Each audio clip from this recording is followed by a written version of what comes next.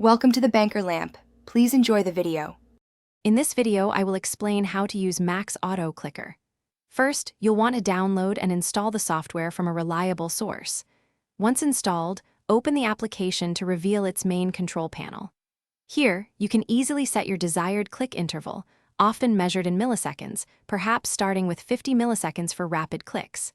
Next, select which mouse button you wish to automate, whether it's the left, right, or middle button, to suit your specific task. Now let's configure your clicks and hotkeys. You can specify a precise number of clicks, like 100, or choose to have it repeat indefinitely until stopped. Crucially, define a convenient hotkey, such as F6, to effortlessly start and stop the auto-clicking process. You can also select the click type: single, double, or even triple click. Finally, decide if the cursor should click at a fixed position or follow your mouse movements for dynamic interaction.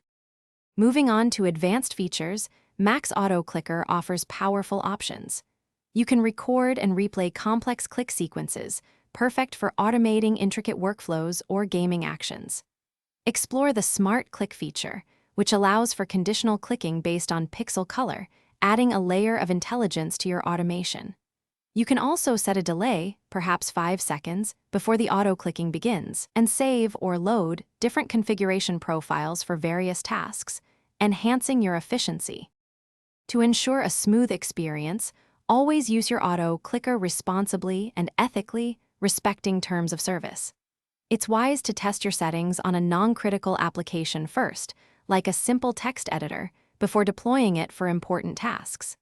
Keep your operating system and mouse drivers up to date for optimal performance and stability. If you encounter any specific issues, remember to consult the software's built-in help documentation or online resources for quick troubleshooting tips. Thanks for watching. If this was helpful, leave a like and consider subscribing. See you next time.